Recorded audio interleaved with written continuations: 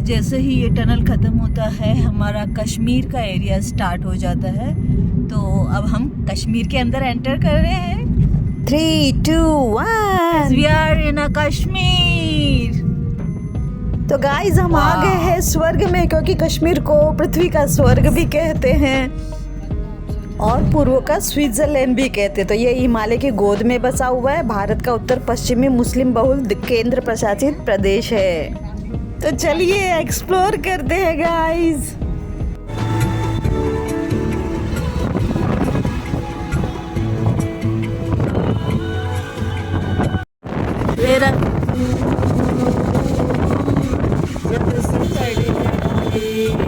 on a check post now. गाड़ियाँ खड़ी है। तो तृष्णा से तो रहा नहीं जा रहा था, वो तो छूकर देख रहे थे कि बर्फ कैसा है और हम तो खुशी से झूम उठे थे। एंड यहाँ से फेरन पहने हुए काफ़ी लोग दिखाई देने लगे थे अब हमें, और जहाँ हमारी नज़र जा रही थी बस वहाँ हमें बर्फ़ ही बर्फ़ नज़र आ रहा था गाइस, जैसे कि सच में हम जन्नत में ही पहुँच गए थे। तो कश्मीर का नाम ऋषि कश्यप के नाम में बसाया गया था और कश्मीर के पहले राजा भी महर्षि कश्यप ही थे। तो एक स्टडी के अनुसार पहले यहाँ पर कश्यप समाज का ही निवास करता था। तो आप लोग इस जन्नत के नज़ारों का लुत्फ़ ज़रूर उठाइएगा गाइस।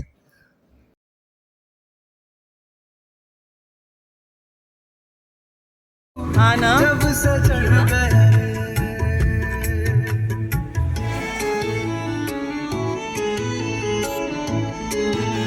जिंदगी जो है मेरी तुझी में अब रहती है।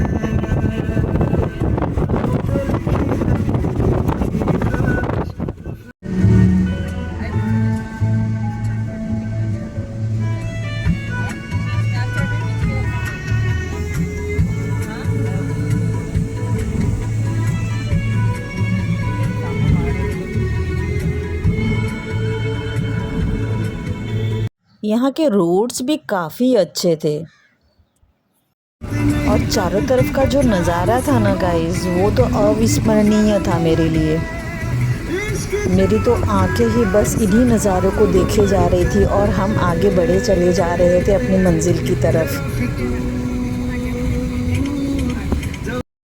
पर ऐसे कोई लोग ऐसे चलते हुए हमें इतने नहीं दिखाई दे रहे थे, सिर्फ गाड़ियाँ ही कुछ नज़र आ रही थी और रोड काफ़ी अच्छा था।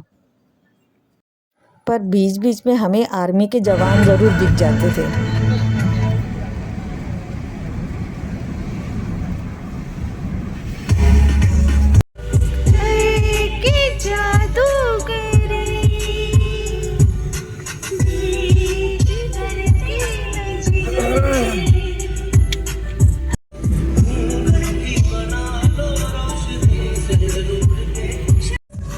और हम गाना सुनते हुए कुछ गपशप करते हुए इन नज़ारों का लुत्फ़ उठाते हुए आगे बढ़े चले जा रहे थे। एंड यहाँ पे थोड़ी ज़्यादा घर वगैरह दिखने लगे थे, कुछ लोग भी दिखने लगे थे अब। एंड बीच बीच में हमारे जवान तो ज़रूर ही दिख जाते थे।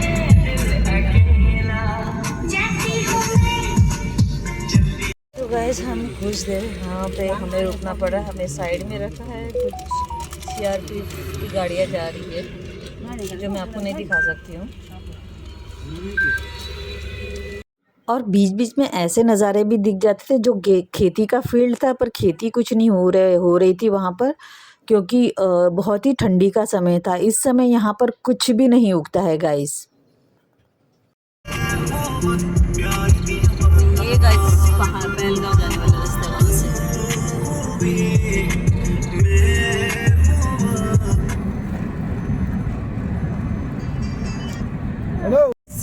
दिसंबर से जनवरी के बीच का 22 डेज़ का जो समय होता है वो उसमें सबसे ज़्यादा ठंडी होती है, जिसे चलाई कलान कहते हैं कश्मीरी लैंग्वेज में।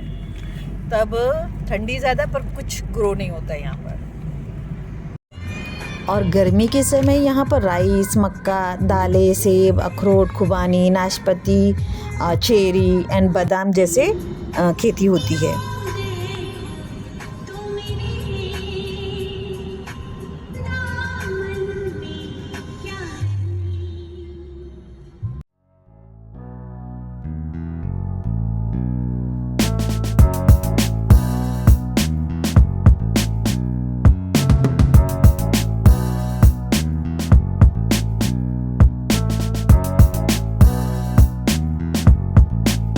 Guys, 44 kilometer is more now to reach Srinagar.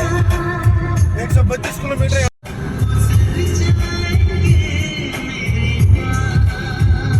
तो ये रहा झेलम नदी गाइस, जो कश्मीर की मुख्य जीवन रेखा है, जो वेरीनाग झरने से निकलकर लगभग 725 किलोमीटर बहती है।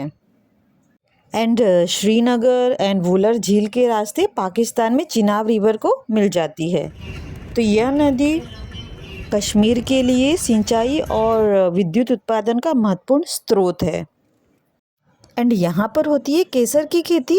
तो दुनिया के उत्तम दर्जे का केसर जो है वो यहीं पे पैदा होती है, क्योंकि यहाँ की जो मिट्टी है एंड यहाँ की जो जलवायु है वो काफ़ी अलग है। एंड जगह का नाम है पाम्पो। और इसी तरह सभी नज़ारों का लुत्फ़ उठाते हुए हम पहुँच रहे थे श्रीनगर। एंड यहाँ पर भी थे हमारे जवान।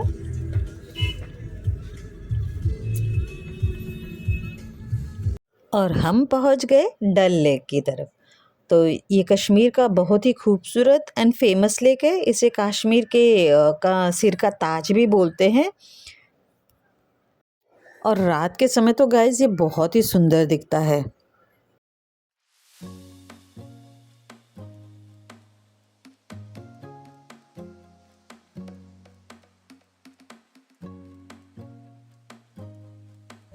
और गाइस ये बर्फ़ से ढकी पर्वतमालाओं का तो क्या कहना, जो झील को चार चांद लगा देता है।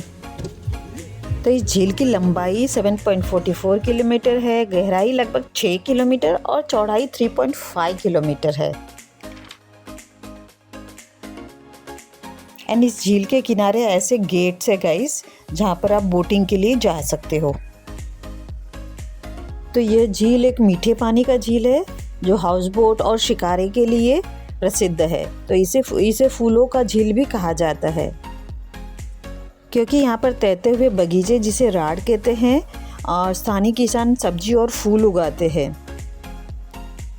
तो यह लेक 4 भागों में विभाजित है: गगरी डल, लोकल डल, बोट डल, नागिन डल।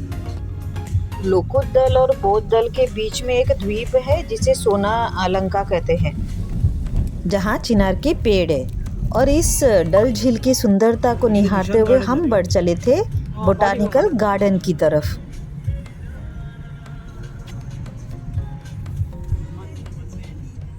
So this is conference hall. Conference hall.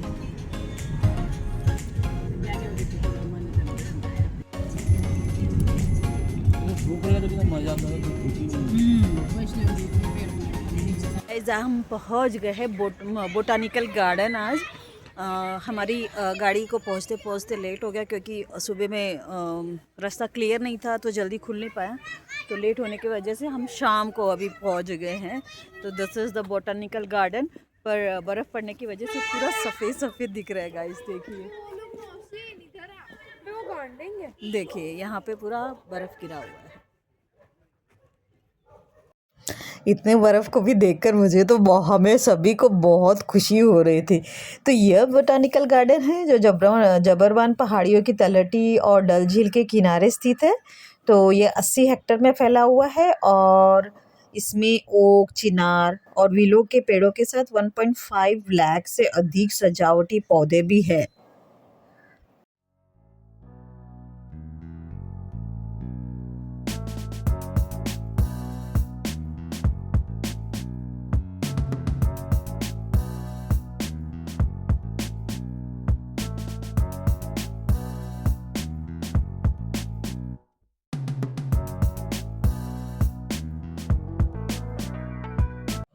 तो गैस ये गार्डन चश्मे शाही गार्डन के पास है, और यहाँ आपको 300 के अधिक प्रकार के पौधे देखने मिलेंगे। यह गार्डन सिर्फ घूमने के लिए नहीं, बल्कि वनस्पति प्रेमियों के लिए की शोध के लिए भी एक अच्छा स्थल है। एंड यहाँ एंट्री के लिए 50 रुपीज़ पर पर्सन है। तो हम पहुँचे एकदम शाम के समय में, तो भीड़ नहीं थी, काफ़ी 1-2 लोग दिखाई दे रहे थे ऐसे गार्डन में।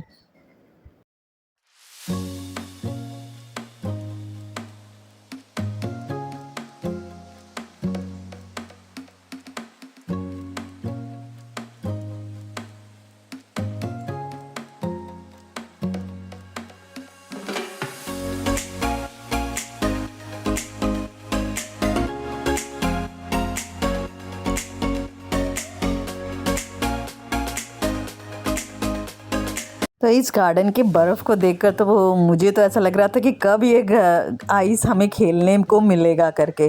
पर शाम हो गई थी, तो अब हम इस गार्डन से निकलकर अपने होटल की तरफ जाने के लिए निकल पड़े। तो आगे के व्लॉग में बहुत ही एक्साइटेड होने वाला है गाइस, तो आप लोग बने रहिएगा और ये अंत तक देखने के लिए शुक्रिया।